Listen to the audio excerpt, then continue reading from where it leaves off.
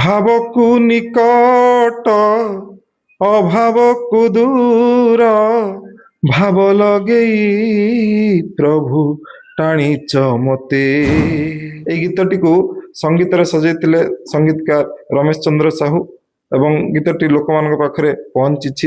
ଏବଂ ଯେତେବେଳେ ଶୁଣେ ନିଜ ରଚିତ ଗୀତ ଆଉ ବାହାରେ କୋଉଠି ବାଜୁଥାଏ, ମହାପ୍ରଭୁଙ୍କ ପାଖରେ କୋଉଠି ଲାଗିଥାଏ, ଭାରି ଖୁସି ଲାଗେ, ଭାରି ଆତ୍ମସନ୍ତୋଷ ମଧ୍ୟ ଲାଗେ। ମୁଁ ବିଜ୍ଞାନ ବିଭାଗର ଛାତ୍ର, ମୁଁ ବାଣିଜ୍ୟ ବିଭାଗରେ ମଧ୍ୟ ଛାତ୍ର, କିନ୍ତୁ ଓଡ଼ିଆ ପ୍ରତି ମୋର ପିଲାଟି ଦିନରୁ ଦୁର୍ବଳତା ଥିଲା। ଓଡ଼ିଆ ଭାଷାକୁ ଭଲ ପାଇବା ଦୁର୍ବଳତା। ମୁଁ ଚେଷ୍ଟା କରେ କଥା କହିଲା ବେଳେ ମଧ୍ୟ ଯେଭଳି ଇଂରାଜୀ ଶବ୍ଦର ପ୍ରୟୋଗ କମ ହଉ ଏବଂ ଓଡ଼ିଆ ଶବ୍ଦର ବ୍ୟବହାର ବେଶୀ ହଉ। ଯହିଁ ମାଟି ଦିଏ ଚନ୍ଦନ ମହକ, ସେହି ପୁଣ୍ୟଭୂମି ଏଇ ଓଡ଼ିଶା, ଅନ୍ଧାର ରାତିରେ ଆଲୋକ ଦେଖାଏ, କେଡ଼େ ସୁନ୍ଦର ମୋ ଓଡ଼ିଆ ଭାଷା।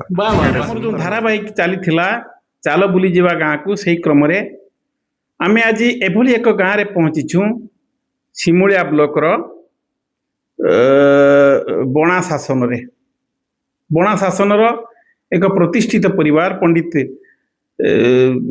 ଦୟାନିଧି ପତ୍ରୀଙ୍କର ଜଣେ ସୁଯୋଗ୍ୟ ସନ୍ତାନ, ଦୁଇ ପୁଅ।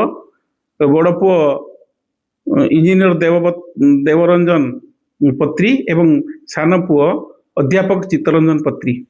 ଭିନ୍ନ ଏକ ରୁଚିର ମଣିଷ, ଅନନ୍ୟ ପ୍ରତିଭାର ଅଧିକାରୀ, ଯାହାଙ୍କ ପାଖରେ ସାହିତ୍ୟ ଅଛି, କଳା ଅଛି, ସଂସ୍କୃତି ଅଛି। ସବୁଠୁ ମଜାର କଥା, ଶହ ଶହ ସଂଖ୍ୟାରେ ଏବେ କବିତା ଲେଖିଛନ୍ତି, ଯାହା ଆଲବମରେ ପ୍ରକାଶିତ ହୁଏ, ଆଲବମରେ ପ୍ରସାରଣ ହୁଏ। ସେଇଭଳି ଜଣେ ବ୍ୟକ୍ତିଙ୍କ ପାଖରେ ମୋର ଏମିତି ଏକ ସମୟରେ ଆମେ ସିମୁଳିଆ ବଜାରରେ ଗୋଟେ ଜାଗାରେ ଆମେ ଥିଲାବେଳେ ମୋ ବନ୍ଧୁଙ୍କ ସହିତ ଭେଟ ହୋଇଥିଲା। ସେଦିନ ମୋର ତାଙ୍କ ପ୍ରତି ଏକ ଦୁର୍ବଳତା ଜନ୍ମିଥିଲା ଏବଂ ଭାବିଥିଲି ଆମେ ସାର୍ଙ୍କ ସହିତ ଏକ ସାକ୍ଷାତକାର କରିବା, ଏବଂ ସେ ଆମକୁ ସେ ସୁଯୋଗ ଦେଇଥିଲେ। ଆଜି ଆମେ ତାଙ୍କ ପାଖରେ ପହଞ୍ଚୁ। ସେ ବନ୍ଧୁ ଅଧ୍ୟାପକ ଅଛନ୍ତି, ଜମେଶ୍ୱର ଡିଗ୍ରୀ ମହାବିଦ୍ୟାଳୟ ଗଡ଼ଶଙ୍କର ଯେଉଁ ଅଛି, ସେ ଗଡ଼ଶଙ୍କରେ ଅଧ୍ୟାପକ ଅଛନ୍ତି। କିନ୍ତୁ ବାପା ପଣ୍ଡିତ ନାମରେ, ଦୟାନିଧି ନାମରେ ଖ୍ୟାତି। ଆମେ ବଣା ପୂର୍ବରୁ ଆମେ ଯେତେବେଳେ ପଚାରିଦେଲୁ ଆମେ ସାର୍ଙ୍କ ଘରକୁ ଆସିବା, ସେତେବେଳେ ଯାହାକୁ କି କହିଦେଲେ ସେ ନିଶ୍ଚିତ ଭାବରେ ଜାଣିଛନ୍ତି ଦୟାନିଧି ପତ୍ନୀଙ୍କ ନାଁ, ଯିଏ ଚାକିରି ଜୀବନ ଆରମ୍ଭ କରିଥିଲେ ସିମୁଳିଆ କଲେଜରେ, ଜଣେ ଭଲ ମଣିଷ ଭାବରେ ପରିଚିତ। ଏବଂ ତାଙ୍କର ପୁଅ, ଆମେ ତାଙ୍କ ପାଖରେ ଆଜି ଅଛୁ। ଆମେ ଯେଉଁ ପ୍ରଣାମ ଓଡ଼ିଶା ଗୁରୁବେ ନାମ କାର୍ଯ୍ୟକ୍ରମରେ ଆମେ ଏଭଳି ଏକ ଗୁରୁଙ୍କୁ ପାଇଛୁ, ଯିଏ ଖାଲି ସାହିତ୍ୟ ମନସ୍କ ନୁହନ୍ତି, ସାହିତ୍ୟ, କଳା, ସଂସ୍କୃତି ପ୍ରତି ଯାହାଙ୍କର ବିଶେଷ ଅବଦାନ ଅଛି। ସେଇ ବନ୍ଧୁଙ୍କ ପାଖରେ ଆମେ ତାଙ୍କ ସହିତ ଆଜି ଦୁଇ ପଦ ଆଳାପ କରିବା। ଅନେକ ଅନେକ ଶୁଭେଚ୍ଛା ଓ ଶୁଭକାମନା ସାର୍। ରୂପାଥଳ ତରଫ ଆପଣଙ୍କୁ ଧନ୍ୟବାଦ। ଧନ୍ୟବାଦ ସାର୍, ନମସ୍କାର। ଏବଂ ଏହି ଶୁଭ ସନ୍ଧ୍ୟାରେ ଆପଣଙ୍କୁ ମଧ୍ୟ ଅନେକ ଅନେକ ଶୁଭେଚ୍ଛା ଏବଂ ଶୁଭକାମନା। ମୋର ମନେ ପଡ଼େ, ମୁଁ ତାଙ୍କୁ ଦେଖିଲା ପରେ ମୋର କବିପ୍ରାଣ ଜାଗି ଉଠେ। ଖୁଜେ ମୁଁ ନୀରବେ ଯାହାଙ୍କୁ ତ ଆଜି, ଖୋଜି ଖୋଜି ମୁଁ ପାଇଛି, ସାହିତ୍ୟ ମନସ୍କ ଚିତ୍ତ ନନା ଆମକୁ ମିଳିଯାଇଛି, ସାହିତ୍ୟ ମନସ୍କ ଚିତ୍ତ ନନା ଆଜି ଆମକୁ ମିଳିଯାଇଛି। ଧନ୍ୟବାଦ ନନା। ଆପଣଙ୍କର ଏଇ ଯୋଉ ବାପାଙ୍କର, ଆପଣ ଟିକେ ପରିଚୟ ଦେବେ ସାର୍। ଦେଖନ୍ତୁ, ଏତେ ବଡ଼ ଗୌରବର ଅଧିକାରୀ ମୁଁ ନୁହଁ, ତଥାପି ମୁଁ ଯେ ଯୋଉଠି ଅଛି ଈଶ୍ୱରଙ୍କର ଆଶୀର୍ବାଦ, ପରିବାରର ଶୁଭେଚ୍ଛା ଏବଂ ସମସ୍ତ ବନ୍ଧୁ ବାନ୍ଧବ, ସର୍ବୋପରି ବାପା ବୋଉ ଏବଂ ମୋ ପରିବାର କହିଲେ ଆମ ଘରେ ମୋ ବଡ଼ ଭାଇ ବାପା ଦୟାନିଧି ପତ୍ରୀ, ଯିଏ ଚାକିରି ଜୀବନ ସିମୁଳିଆ ମହାବିଦ୍ୟାଳୟରେ ଆରମ୍ଭ କରିଥିଲେ ଏବଂ ସେଇଠି ମଧ୍ୟ ତାଙ୍କର ଚାକିରି ଜୀବନ ଶେଷ ହେବା ସହିତ ସେ ଏବେ ଜଣେ ସୁପରିଚିତ ପଣ୍ଡିତ ଭାବରେ ଆମ ଅଞ୍ଚଳରେ ପ୍ରତିଷ୍ଠିତ। ମା ଜଣେ ସଂସ୍କାରୀ ସମ୍ପନ୍ନା ଗୃହିଣୀ ଏବଂ ବଡ଼ ଭାଇ ଇଞ୍ଜିନିୟର ଦେବରଞ୍ଜନ ପତ୍ରୀ, ଯିଏ ଜଣେ କଳାପ୍ରେମୀ ମଣିଷ। ଯଦିଓ ଇଞ୍ଜିନିୟରିଂ ତାଙ୍କର ପେଶାଗତ ଜୀବନ, ତଥାପି ସେ କଳାକୁ ଅଧିକ ଭଲ ପାଆନ୍ତି ଏବଂ ସେ ଗୀତ ଶୁଣିବା ଠାରୁ ଆରମ୍ଭ କରି ଗଳ୍ପ କହିବା ପର୍ଯ୍ୟନ୍ତ, ପଢିବା ପର୍ଯ୍ୟନ୍ତ ତାଙ୍କର ଇଏ ହଉଛି ନିଶା। ତାପରେ ଭାଉଜ, ସିଏ ମଧ୍ୟ ଜଣେ ସଂସ୍କାରୀ ସମ୍ପନ୍ନା। ସେ ଏବେ ଭୁବନେଶ୍ୱରରେ ଏକ ଘରୋଇ ଇଂରାଜୀ ବିଦ୍ୟାଳୟରେ ଶିକ୍ଷୟିତ୍ରୀ ଭାବରେ କାର୍ଯ୍ୟରତା। ଏବଂ ତାପରେ ମୋ ବଡ଼ ଭଉଣୀ ଯିଏ, ସେ ମଧ୍ୟ ବିବାହ କରିଛନ୍ତି ପାଖ ସୋର ଅଞ୍ଚଳରେ, ଭିଣେଇ ରେଳ ବିଭାଗର ଜଣେ କର୍ମଚାରୀ। ଏବଂ ମୋର ପିଲାଦିନଟି କଟିଥିଲା ମୋ ମାମୁଁ ଘରେ। ମାମୁଁ ଘର କହିଲେ ମାମୁଁ ଘରଟା ଆକ୍ଚୁଆଲି ରାମକୃଷ୍ଣପୁର ଅଞ୍ଚଳ, ଆପଣ ବାଲେଶ୍ୱର ଜିଲ୍ଲା ଅନ୍ତର୍ଗତ ଅବଜୁଣା ନିକଟବର୍ତ୍ତୀ ବାଲିଖଣ୍ଡ ଅଞ୍ଚଳରେ। ସେଇଠି ମୋର ବିଦ୍ୟାଳୟ ଜୀବନ, ସେଇଠି ସବୁ ସାର୍ ମାନଙ୍କର ଆଶୀର୍ବାଦ, ସେ ବିଦ୍ୟାଳୟରେ ସେ ମାମୁଁ ଘର, ମାମୁଁ ମାଇଁ ଆଈ ମାଉସୀ ଏମାନଙ୍କର ଯୋଉ ଭଲ ପାଇବା ଏବଂ ପ୍ରେରଣା ଆଜି ମତେ ସାହିତ୍ୟ ମନସ୍କ କରେଇଛି। ତେଣୁ ସେମାନଙ୍କର ମଧ୍ୟ ଅନେକ ଶୁଭେଚ୍ଛା ରହିଛି। ସର୍ବୋପରି ମୁଁ ଯୋଉଠି କାର୍ଯ୍ୟରତ ଅଛି ଯୋଉ ମହାବିଦ୍ୟାଳୟରେ, ସେଠାରେ ସମସ୍ତଙ୍କର ଶୁଭେଚ୍ଛା, ମୋର ସବୁ ଶ୍ରଦ୍ଧେୟ ଛାତ୍ରଛାତ୍ରୀ ମାନଙ୍କର ଶୁଭକାମନା ଏବଂ ମୋର ଯୋଉ ବନ୍ଧୁ ବା ମୋର ଯୋଉ ସାଙ୍ଗ ସମ୍ପର୍କୀୟ ମାନେ ଅଛନ୍ତି ସେମାନଙ୍କର ଶୁଭେଚ୍ଛା ମତେ ଆଜି ଯୋଉଠି ଆପଣ ମାନେ ପରିଚୟ ଟିକେ ଦଉଛନ୍ତି ସେଇଠି ଆଜି ପହଞ୍ଚେଇଛି ବୋଲି ମୁଁ ଭାବୁଛି। ହଁ ସାର୍, ଆପଣ ଭାଇଙ୍କଠୁ ତ ଶୁଣୁଥିଲେ, ଏତେ ଏତେ ଅଳ୍ପ ବୟସରେ ଏତେ କଥା କରିପାରିବା ନିଶ୍ଚିତ ପିତା ମାତାଙ୍କର ଆଶୀର୍ବାଦ ନ ରହିଲେ ହେବନି। ପିତା ମାତା ସୁକଲ୍ୟାଣେ ପୁତ୍ର ହୁଏ ସୁଖୀ, ଯାହା ଚିତ୍ତବାବୁଙ୍କ ପାଖରେ ଏଇ ଘଟଣା ଘଟିଛି। ତାଙ୍କର ଗୋଟେ ଗଳ୍ପ ସଂକଳନ ପ୍ରକାଶ ପାଇଛି, କିଛି କଥା କିଛି ଗାଥା। ମୁଁ ଦେଖୁଥିଲି ସେ ବହିକୁ, ତା ଭିତରେ ବହୁତ ସୁନ୍ଦର କଥା ଅଛି। କିଛି କଥା କିଛି ଗାଥା ଏତିକି ନୁହେଁ, ପୁଣି ବହୁତ ଗୁଡାଏ କବିତା ତାଙ୍କ ପାଖରେ ଅଛି, ସେ ତାକୁ ପୁଣି ପ୍ରକାଶନ କରିବା ପାଇଁ ମନସ୍କ ରଖିଛନ୍ତି। ଆପଣଙ୍କ ସାର୍ କେତେ କବିତା ଲେଖିଛନ୍ତି?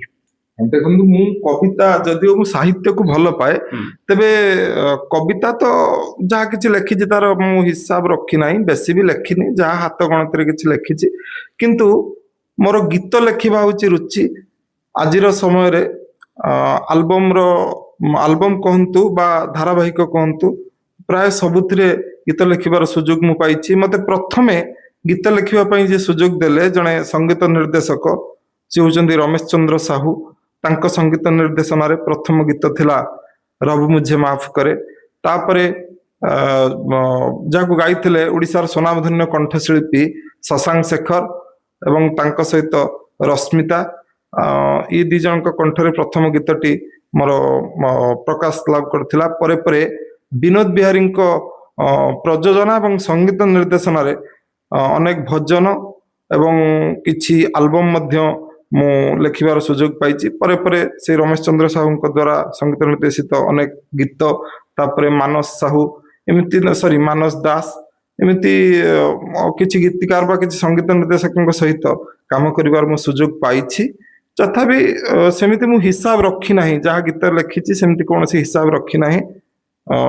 ତଥାପି ଲୋକଙ୍କ ପାଖରେ ପହଞ୍ଚିବାର ସୁଯୋଗ ଅଳ୍ପ ବହୁତ ପାଇଛି। ସାର୍, ଆପଣଙ୍କର ଏଇ ଯୋଉ କବିତା ଲେଖିବାର ନା ଏଇ ଯୋଉ ସଙ୍ଗୀତ ରଚନା କରିବାର ଏଭଳି ଏକ ଇଚ୍ଛା କାହିଁକି ବଳିଲା? ଦେଖନ୍ତୁ, ଆଜିର ସମୟରେ ସାହିତ୍ୟଟା ଆପଣଙ୍କର ମନୋରଞ୍ଜନ ଆଡକୁ ପଳେଇ ଆସିଛି। କାହିଁକି? ଗୋଟେ ସମୟ ଥିଲା ଯେତେବେଳେ ଲୋକେ ପଢିବା ପାଇଁ ଭଲ ପାଉଥିଲେ, ଯେତେବେଳେ ପଢିବା ପାଇଁ ବହି ଖଣ୍ଡେ ଖୋଜୁଥିଲେ। ପରିବର୍ତ୍ତିତ ସମୟ ଧାରାରେ ସେ ବହି ପଢିବାର ଧାରା ବଦଳିଗଲା। ଲୋକେ ଶୁଣିବା ମନସ୍କ ହେଲେ, ଶୁଣିବା ଦେଖିବା, ରେଡିଓର ଉଦ୍ଭାବନ ହେଲା। ତାପରେ ଟିଭି ଆସିଲା, ଯାହା ଫଳରେ ବା ଲୋକ ମଞ୍ଚସ୍ଥ ଯାତ୍ରା ଦେଖିଲେ, ଥିଏଟର ଦେଖିଲେ। ତେଣୁ ତା ଭିତରେ ଯୋଉ ସାହିତ୍ୟ ରହିଲା ବା ଯୋଉ ଗଳ୍ପ କବିତା ଆମେ ଦେଖୁଥିଲେ, ତା ସଙ୍ଗୀତ ଏବଂ ସିନେମା ବା ଯାତ୍ରାର ରୂପ ନେଲା। ତେଣୁ ଜଣେ ସ୍ରଷ୍ଟା ଚାହିଁବ ଯେ କୌଣସି ମତେ ତାକୁ ଲୋକଙ୍କ ପାଖରେ ପହଞ୍ଚିବାର ଅଛି। ତେଣୁ ଲୋକଙ୍କ ପାଖରେ ପହଞ୍ଚିବା ପାଇଁ, ଏବଂ ସାଧାରଣତଃ ସଙ୍ଗୀତ ଆମ ପରିବାରଟି ସମସ୍ତେ ଗୀତ ଶୁଣିବାକୁ, ଗୀତ ଲେଖିବାକୁ, ଗାଇବାକୁ ମଧ୍ୟ ଭଲ ପାଆନ୍ତି।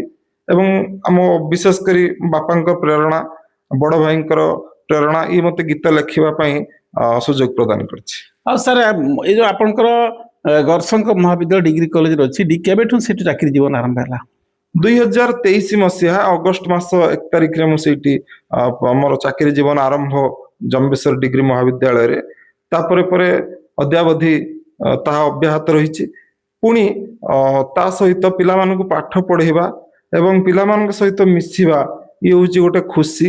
ମୋ ପାଖକୁ ଯିଏ ବି ଯେତେବେଳେ ଯୋଉ ପିଲାମାନେ ଆସନ୍ତି, କିଛି ପଚାରିବା ପାଇଁ, କଥା ହୁଅନ୍ତି, ଏବଂ ମତେ କେବେ ଅନୁଭବ ହୁଏ ନାହିଁ ଯେ ମୁଁ ଜଣେ ଶିକ୍ଷକ, ମୁଁ ପାଠ ପଢାଉଛି। ମତେ ଲାଗେ ଯେ ଇଏ ମୋ ସାନ ଭାଇ ବା ଇଏ ମୋ ସାନ ଭଉଣୀ, ସାଙ୍ଗଟିଏ, ବନ୍ଧୁଟିଏ। ସେଇଥିପାଇଁ ମୁଁ ସେଇ ଅନୁସାରେ ସେମାନଙ୍କ ସହିତ ମିଶେ ଏବଂ ସେମାନଙ୍କୁ ସେଇ ଧାରାରେ ହିଁ ମୁଁ ପଢେଇବା ପାଇଁ ଚେଷ୍ଟା କରେ।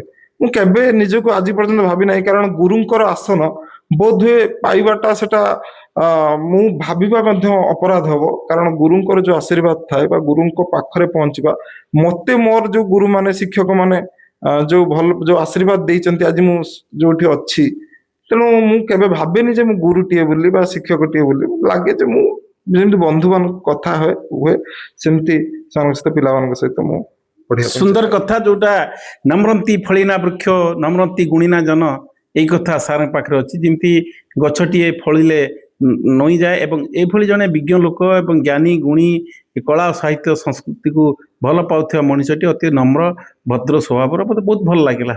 ଯୋଉଥିପାଇଁ ମୁଁ ମନ ବଳେଇଥିଲି ତାଙ୍କ ସହିତ ଆମେ ଦୁଇ ପଦ କଥା ହେବା। ଆମର ଦର୍ଶକ ମାନଙ୍କୁ, ଅଗଣିତ ଦର୍ଶକ ମାନଙ୍କୁ ଅଛି, ଆମେ ସେମାନଙ୍କ ପାଖରେ ପହଞ୍ଚିବା। ଗତକାଲି ଗଲା ବନ୍ଧୁତ୍ୱ ଦିବସ। ଆଜ୍ଞା। ଆଜି ଆମେ ସେଇ ବନ୍ଧୁତ୍ୱ ଦିବସ ପରଦିନ ଆମେ ରୂପାଥାଳିଆ ନ୍ୟୁଜର ଆଉ ଜଣେ ବନ୍ଧୁକୁ ଆମେ ପାଇଛୁ, ଯୋଉଥିପାଇଁ ମୁଁ ନିଜକୁ ବହୁତ ଗର୍ବ ଅନୁଭବ କରୁଛି, କାରଣ ସେ ମୋ ଛାତ୍ର ବୟସର ସମ୍ପର୍କ।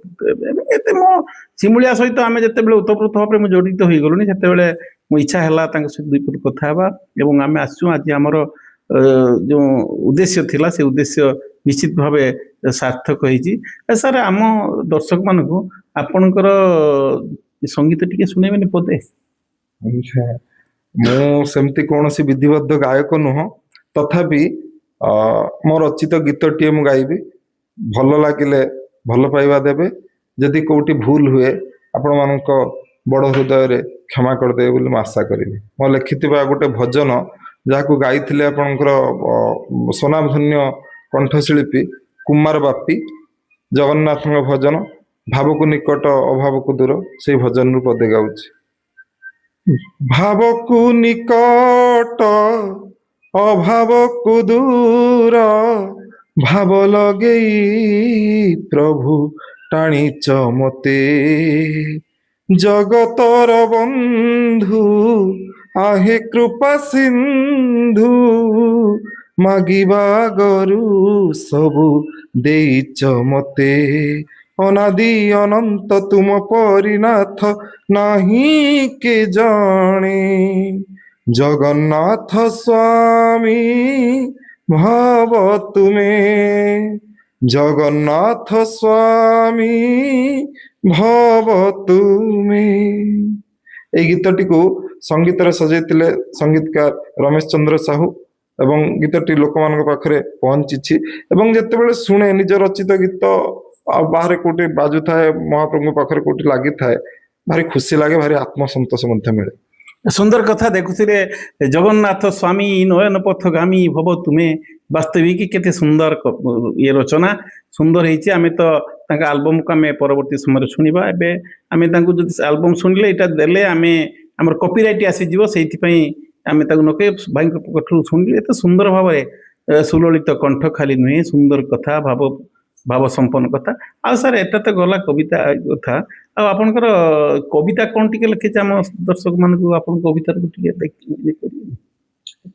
କବିତା ଯାହା ବି ଲେଖିଛି, ସତ କଥା ହଉଛି, ନିଜ କଥା କହିବା ପାଇଁ ଗଲେ ମୁଁ ବିଜ୍ଞାନ ବିଭାଗର ଛାତ୍ର, ମୁଁ ବାଣିଜ୍ୟ ବିଭାଗରେ ମଧ୍ୟ ଛାତ୍ର, କିନ୍ତୁ ଓଡ଼ିଆ ପ୍ରତି ମୋର ପିଲାଟି ଦିନରୁ ଦୁର୍ବଳତା ଥିଲା। ଓଡ଼ିଆ ଭାଷାକୁ ଭଲ ପାଇବା, ଓଡ଼ିଆ ମାନଙ୍କୁ ଭଲ ପାଇବା, ଯୋଉ ଦୁର୍ବଳତା, ମୁଁ ଚେଷ୍ଟା କରେ କଥା କହିଲା ବେଳେ ମଧ୍ୟ ଯେଭଳି ଇଂରାଜୀ ଶବ୍ଦର ପ୍ରୟୋଗ କମ ହଉ ଏବଂ ଓଡ଼ିଆ ଶବ୍ଦର ବ୍ୟବହାର ବେଶୀ ହଉ।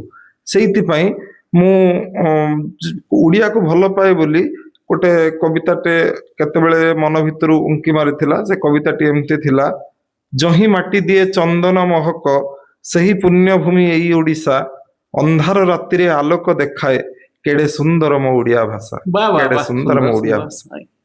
ସୁନ୍ଦର। ଏତେ ଦେଖନ୍ତୁ, ସିଏ ବିଜ୍ଞାନର ଛାତ୍ର, ଏତେ କଥା ସୁନ୍ଦର ଭାବରେ କବି ଯିଏ ସ୍ରଷ୍ଟା, ସୃଷ୍ଟି କରିବାର ଯାହାର ମାନସିକତା ଅଛି, ସେ ନିଶ୍ଚିତ ଭାବରେ ଭଲ ସୃଷ୍ଟି କରିବେ, ଏଥିରେ ତିଳେ ମାତ୍ର ସନ୍ଦେହର ଅବକାଶ ନାହିଁ। ଆମେ ଜଗନ୍ନାଥଙ୍କ ନିକଟରେ ପ୍ରାର୍ଥନା କରିବୁ, ଯୋଉ ପତିତ ପାବନଙ୍କୁ ଆପଣ ନିଜର ଆରାଧ୍ୟ ଦେବତା ଭାବରେ ଭାବିଛନ୍ତି। ଆମେ ତ ଆପଣଙ୍କ ଘର ଦେଖିଲା ପରେ ନିଜକୁ ଭୁଲି ଯାଉଛୁ, ଆମେ ଗୋଟେ ଦେବ ମନ୍ଦିରରେ ପହଞ୍ଚିଛୁ ନା କଣ, ସେ କଥା ବି ସେଇଥିପାଇଁ ଆପଣ ଜଣେ ଯୋଗ୍ୟ ପିତାର ସୁଯୋଗ୍ୟ ସନ୍ତାନ, ଏହା ନିଶ୍ଚିତ ଭାବରେ ଧ୍ରୁବ ସତ୍ୟ। ଆମେ ଆପଣଙ୍କର ସମସ୍ତ କୁଶଳ କାମନା କରିବା ସହିତ ଓଡ଼ିଆ ଭାଷା ସାହିତ୍ୟକୁ ରୁଦ୍ଧିମନ୍ତ କରନ୍ତୁ। ବାଣୀ ଭଣ୍ଡାର, ଓଡ଼ିଆ ବାଣୀ ଭଣ୍ଡାରକୁ ଆପଣ ଅଧିକ ରୁଦ୍ଧିମନ୍ତ କରନ୍ତୁ, ବହୁତ ଲେଖି ଚାଲନ୍ତୁ, ଜୀବନର ଶେଷ ନିଶ୍ୱାସ ଥିବା ପର୍ଯ୍ୟନ୍ତ ଆପେ କଲମ ଚଳାନ୍ତୁ। এই ଆଶା ଭରସା ଲାଗି ପ୍ରଭୁଙ୍କ ନିକଟରେ ଆପଣଙ୍କର ସର୍ବକୁଶଳ କାମନା କରି ଆମେ ଆମ ବାଣୀକୁ ବିରାମ ଦଉଛୁ। ପୁଣି ଯଦି କେତେବେଳେ ସମୟ ଆସେ ଆମେ ଆପଣଙ୍କ ସହିତ ପୁଣି ମିଶିବା, ଆପଣଙ୍କ ସହିତ ଦୁଇ ପଦ କଥା ହେବା। ଆପଣଙ୍କ ଭଳି ଜଣେ ଲୋକକୁ ଆମେ ଆଜି ବନ୍ଧୁତା ଦିବସର ପରଦିନରେ ବନ୍ଧୁ ସୃଷ୍ଟି କରିଥିବାରୁ ନିଜକୁ ଗୌରବାନ୍ୱିତ ମନେ କରୁଛି। ରୂପାଥଳିଆ ପରିବାର ପାଖରେ ଆମେ ଆପଣଙ୍କ ପାଖରେ ଆମ ପରିବାର ଋଣୀ ଏବଂ ଆମେ ଆଶା କରିବୁ ନିଶ୍ଚିତ ଭାବରେ ଆମର ଶ୍ରୋତାମାନେ ଆପଣଙ୍କୁ ନିଶ୍ଚିତ ଭାବରେ ଗ୍ରହଣ କରିବେ ଏବଂ ମତାମତ ଦେବେ। ଏ ଆଶା ଭରସା ରଖି ପୁଣି ଥରେ ଆପଣଙ୍କର ସର୍ବବିଧ କୁଶଳ କାମନା କରିବା ସହିତ ଆପଣଙ୍କ ଚଲାପଥ ଅଧିକ କୁସୁମିତ ହଉ, ରୁଦ୍ଧିମନ୍ତ ହଉ, ଏ ଆଶା ରଖି ନିଜ ବାଣୀକୁ ବିରାମ ଦଉଛୁ। ଧନ୍ୟବାଦ ସାର୍। ନମସ୍କାର। ଆପଣଙ୍କୁ ମଧ୍ୟ ଅନେକ ଅନେକ ଧନ୍ୟବାଦ। ଯେ ମୁଁ ଭାବୁନି ଯେ ଆପଣ ଯେମିତି କହିଲେ ମୁଁ ସେଇଠି ଅଛି ବୋଲି, ତଥାପି ମହାପ୍ରଭୁଙ୍କ ଆଶୀର୍ବାଦ, ମହାରାଧ୍ୟ ରଘୁନାଥଙ୍କର କୃପା ଏବଂ ପରିବାର ତଥା ମୋତେ ଭଲ ପାଉଥିବା ପ୍ରତ୍ୟେକଟି ମଣିଷ ସମସ୍ତଙ୍କ ଆଶୀର୍ବାଦ ମୋ ଉପରେ ସର୍ବଦା ରହିଛି ବୋଲି ମୁଁ ଭାବୁଛି। ଏବଂ ଏଇ ଚ୍ୟାନେଲ ମାଧ୍ୟମରେ ମୁଁ ଗୋଟେ କଥା ଦର୍ଶକ ମାନଙ୍କୁ କହିବି ଯେ ସମସ୍ତେ এই ଚ୍ୟାନେଲକୁ ଦେଖନ୍ତୁ ଏବଂ ପ୍ରତ୍ୟେକ ସମ୍ବାଦ ଠିକ ସମୟରେ ଆପଣ ସମ୍ବାଦ ପାଇପାରିବେ ଏବଂ ଅନେକ ସାହିତ୍ୟ ମନନ କାର୍ଯ୍ୟକ୍ରମ ମଧ୍ୟ ଏଇ ଚ୍ୟାନେଲ ମାଧ୍ୟମରେ ସାରଙ୍କ ଦ୍ୱାରା ମାନେ ପ୍ରଦର୍ଶିତ କରାଯାଉଛି, ତାକୁ ଦେଖିବେ। ତେବେ ଅନେକ ଅନେକ ଧନ୍ୟବାଦ ସାର୍। ଆପଣଙ୍କୁ ମଧ୍ୟ ବନ୍ଧୁତ୍ୱ ଦିବସର ଅନେକ ଅନେକ ଶୁଭେଚ୍ଛା ଓ ଶୁଭକାମନା ରହୁଛି। ନମସ୍କାର। ଆପଣଙ୍କର କସ୍ତୁରୀ ମୃଗ ତା ନାଭିରେ କସ୍ତୁରୀ ଥାଏ ଜାଣିପାରେନି, କିନ୍ତୁ ତାର ସବୁ ସୁବାସିତ ବାସନ ସେ ଘୁରି ବୋଲେ ଖୋଜେ କୋଉଠି, କିନ୍ତୁ ଆପଣଙ୍କ ପାଖରେ ଆପଣ ବାସ୍ତବିକ କସ୍ତୁରୀ ମୃଗ, ଆପଣଙ୍କ ପାଖରେ ଯେଉଁ ପ୍ରତିଭା ରହିଛି ସେ ପ୍ରତିଭା ନିଶ୍ଚିତ ଭାବରେ ସ୍ୱାଗତ ଯୋଗ୍ୟ ଏବଂ ପ୍ରଣିଧାନ ଯୋଗ୍ୟ। ଧନ୍ୟବାଦ। ପୁଣି ଆପଣ ସତାଇ ହୁଅନ୍ତୁ, ଜୀବନର ଶେଷ ନିଶ୍ୱାସ ଥିବା ପର୍ଯ୍ୟନ୍ତ ଏମିତି କଲମ ଚଲାନ୍ତୁ, ଏ ଆଶା କରୁଛୁ। ଆମେ ଯେଉଁ ରତ୍ନଗର୍ଭା ମା ଟିକେ ଆପଣଙ୍କୁ ଜନ୍ମଦାତ୍ରୀ ମା ଆପଣଙ୍କୁ ଜନ୍ମ ଦେଇଛି, ଆମେ ତାଙ୍କ ସହିତ ଟିକେ କଥା ହେବା। ସିଏ ଆପଣଙ୍କ ଭଳି ଜଣେ ପୁଅକୁ ଜନ୍ମ ଦେଇ କେତେ ଖୁସି ଅଛନ୍ତି ତାଙ୍କ ମୁହଁରୁ ଶୁଣିବା। ଚିତ୍ତରଞ୍ଜନ ପତ୍ରୀଙ୍କ ସହିତ ଆମେ ଆଳାପ ଆଲୋଚନା କରୁଥିଲୁ। ତାଙ୍କର ମା ପ୍ରମିଳା ପତ୍ରୀ ବାସ୍ତବିକ ଜଣେ ରତ୍ନଗର୍ଭା। ଏଭଳି ଏକ ପୁତ୍ରକୁ ଜନ୍ମ ଦେଇ ବଡ଼ ପୁଅ ବି ସେମିତି ଯୋଗ୍ୟ ଏବଂ ଇଏ ମଧ୍ୟ ସର୍ବଯୋଗ୍ୟ ସମ୍ପନ୍ନ ସେଇଭଳି ଏକ ପୁତ୍ର ଜନ୍ମ ଦେଇଛି। ଆମେ ଯଦି ତାଙ୍କ ସହିତ ଦୁଇ ପଦ କଥା ନ ହେବା ତାହେଲେ ଆମର ଏ ସ୍ୱପ୍ନ ଅଧୁରା ରହିଯିବ। ସେଇଥିପାଇଁ ମୁଁ ମାଆଙ୍କୁ ଦଉଛି।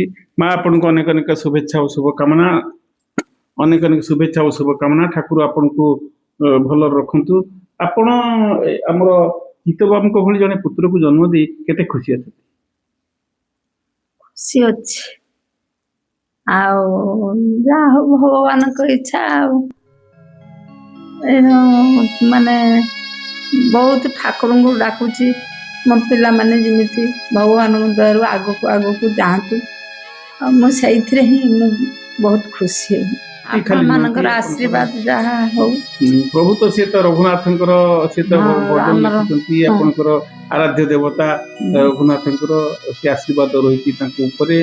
ଆପଣ ସେମିତି ଭଲ ରୁହନ୍ତୁ, ସୁସ୍ଥ ନିରୋଗ ଜୀବନ ଆମେ କାମନା କରୁଛୁ ଠାକୁରଙ୍କ ପାଖରେ। ସେଇ ପିଲାମାନଙ୍କ ପାଖରୁ ମୋର ଭଗବାନଙ୍କ ଦୟାରୁ ହଉଛି କେମିତି ଭଲରେ ଭଲରେ ଦିନଟି ଚାଲିଯାଉ। ମୋ ଠାକୁରଙ୍କୁ ଡାକୁଛି ମୋ ପିଲାମାନେ ଯେମିତି ଆଗକୁ ଆଉ ଟିକେ ଆଗକୁ ଯାଆନ୍ତୁ। ଏବେ ପିଲାମାନଙ୍କୁ ପାଠ ପଢେଇ ଦେଲେ, ଆଉ ଆମେ ଦେଖୁଛୁ ବହୁତ ପରିବାର ପିଲାମାନଙ୍କୁ ପାଠ ପଢଉଛନ୍ତି, ବୋଉମାନେ ଆସିଲା ପରେ ସେମାନେ ସବୁ ତାଙ୍କ ବ୍ୟସ୍ତ ରୁହନ୍ତି। ଅଧିକାଂଶ ଶିକ୍ଷିତ ପରିବାର ବହୁତ ବୋଧେ ସେମାନେ ତାଙ୍କ ପିଲାମାନଙ୍କୁ ବାପା ମା ମାନଙ୍କୁ ନେଇକି ଜରାଶ୍ରମରେ ଛାଡି ଦଉଛନ୍ତି। ଆଉ ସେ କଥା ତ ଏଠି ହବ ନାହିଁ। ଆମେ ଦେଖୁଛୁ ଆପଣ ଯୋଉ ସଂସ୍କାର ଭିତରେ ସେ ଗଢିଛନ୍ତି। ଭଗବାନଙ୍କ ଇଚ୍ଛାରେ ମୋ ପିଲାମାନଙ୍କର ସେଇ ଇଏ ନାହିଁ, ଆଉ କିନ୍ତୁ ଭଲ ସଂସ୍କାର ସେ ପାଇଛନ୍ତି ଏବଂ ଆଗକୁ ଭଲ ସଂସ୍କାର ବି ସେମାନେ ଦେବେ ବୋଲି ମୋର ପୂର୍ଣ୍ଣ ବିଶ୍ୱାସ ଅଛି। ଠିକ ଅଛି, ଆମେ ପୁଣି ଥରେ ଆପଣଙ୍କର ନିରୋଗ ଜୀବନ କାମନା କରୁଛୁ। ଆପଣ ଦୀର୍ଘାୟୁ ହୁଅନ୍ତୁ, ଏମିତି ପିଲାମାନଙ୍କର ସେବାରେ ନିଜକୁ ନିୟୋଜିତ କରନ୍ତୁ। ମା ଠାରୁ ମା ନାହିଁ ଯାହାର, ସାହା ନାହିଁ ତାହାର, ଆପଣ ଅଛନ୍ତି ବୋଲି ସେମାନେ ଆଗକୁ ବଢୁଛନ୍ତି। ଧନ୍ୟବାଦ। ଆମେ ଆମର ଯୋଉ ଧାରାବାହିକ ଆମେ ଯୋଉ ଯାହା ସହିତ ଆମେ ସାକ୍ଷାତକାର କରୁ ତାଙ୍କୁ ଆମ ମାନପତ୍ର ପ୍ରଦାନ ସହିତ ଆମେ ଆମର କ୍ଷୁଦ୍ର ଉପହାରଟେ ଦେଇଥାନ୍ତୁ। ସେଇଥିପାଇଁ ଆମେ ଭାଇଙ୍କୁ ଆମର ଯୋଉ ଅଛି ଉତ୍ତରୀୟଟି ଆମେ ପ୍ରଦାନ କରିବା ଆମେ ଆଶା କରିବୁ ସେ ନିଶ୍ଚିତ ଭାବରେ ତାକୁ ସାଦରେ ଗ୍ରହଣ କରିବେ ଏବଂ ତାଙ୍କର ଚଲାପଥ ରୁଧିମନ୍ତ ହେବ।